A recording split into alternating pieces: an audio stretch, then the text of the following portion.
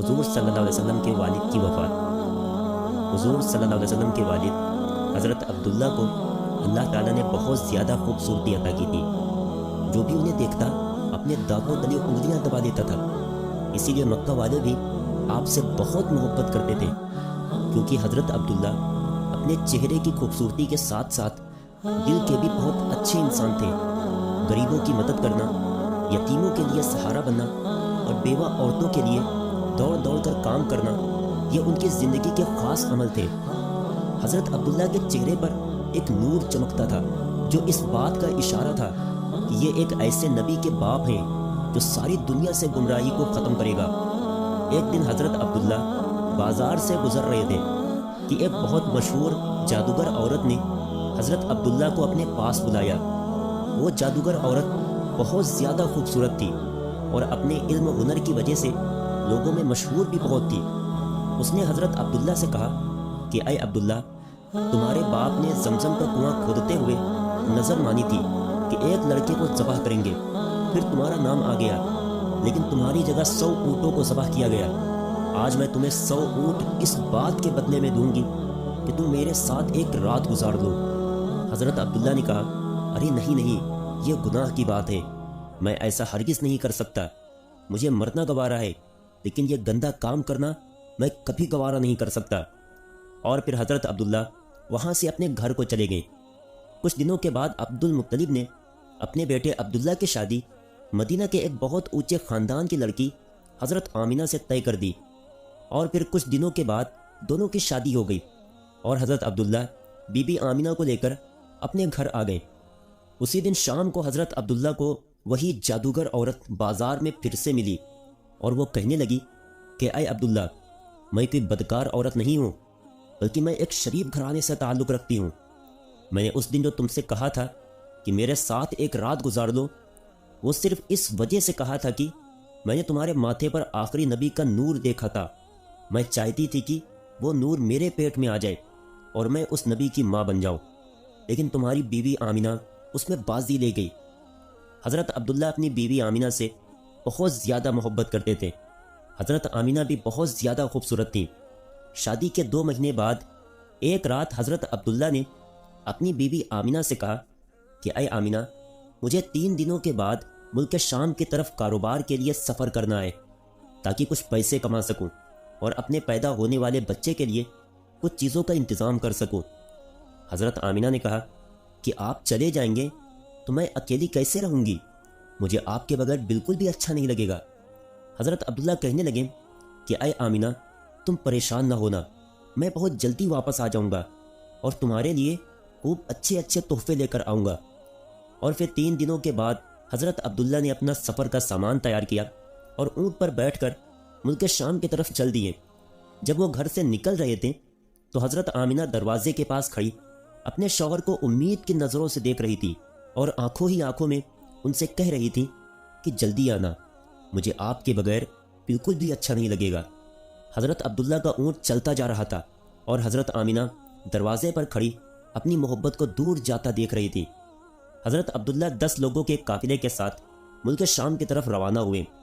راستے میں ان کی طبیعت خراب ہو گئی اور مدینہ ہی میں اپنی نانی کے گھر رک گئے۔ وقت گزرتا گیا۔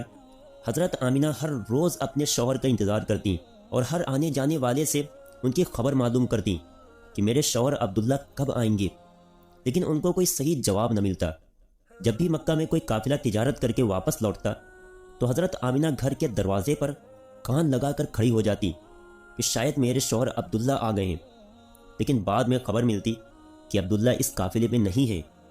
2 مہینے کے بعد ان 10 لوگوں کا قافلہ مکہ واپس لوٹا جن کے ساتھ حضرت عبداللہ گئے تھے۔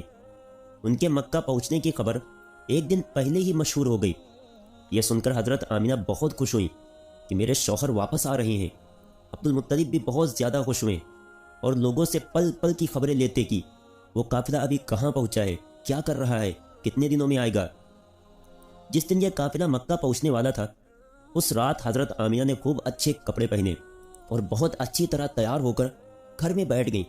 حضور صلی اللہ علیہ وسلم اس وقت اپنی ماں کی پیٹ میں 4 مہینے کے ہو چکے تھے۔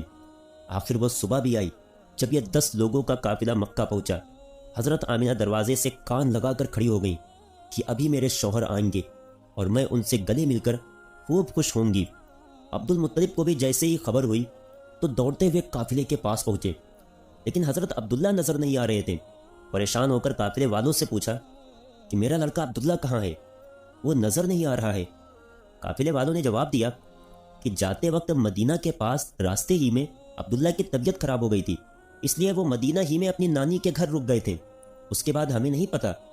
یہ سنتے ہی حضرت عبد المطلب نے اپنے بڑے بیٹے حارث کو کہا کہ اے حارث، جلدی سے اپنا گھوڑا نکالو اور مدینہ کی طرف سفر کرو اور جا کر دیکھو کہ میرے بیٹے عبداللہ کی کیا حالت ہے، اور پھر جلدی سے آ کر مجھے خبر دو۔ حضرت آمنہ کا دل آج پھر سے ٹوٹ گیا۔ وہ امید باندھے بیٹھی تھی کہ آج میرے شوہر آئیں گے، لیکن خبر تو کچھ اور پہنچی۔ ادھر حضرت حارث نے بہت تیزی سے اپنا گھوڑا مدینے کی طرف دوڑایا۔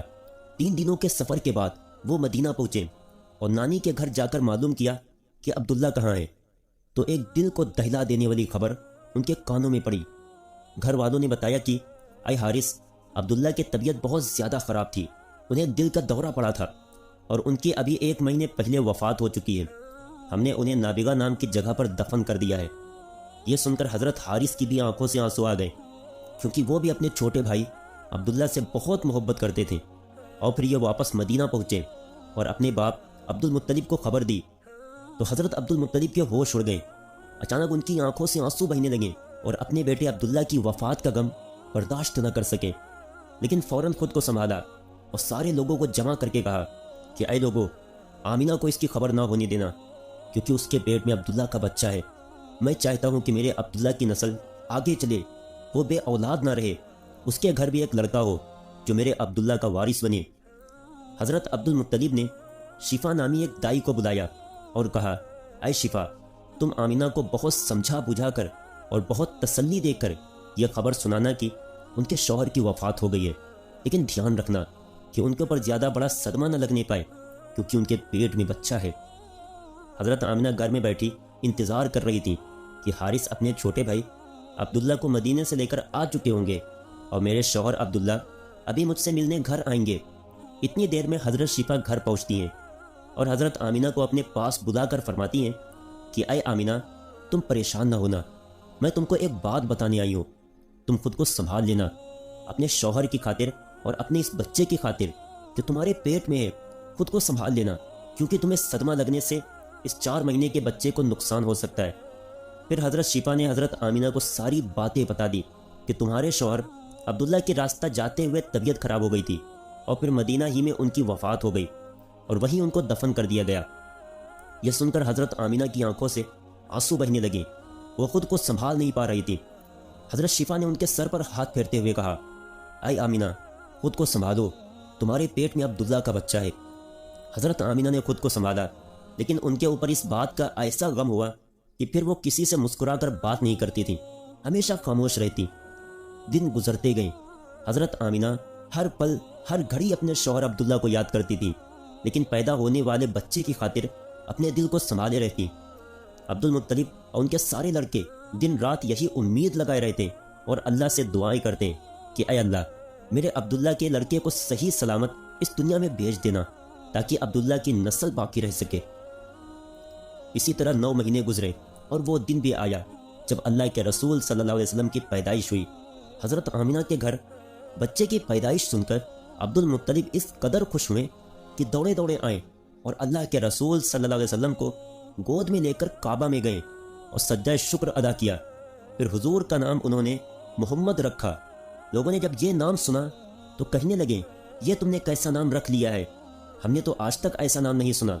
عبد المطلب نے کہا کہ اے لوگو، تمہیں کیا پتا کہ میرے اس پوتے کی دنیا میں کتنی تعریف کی جائے گی کہ آج تک اتنی تعریف کسی کی نہ کی گئی ہو۔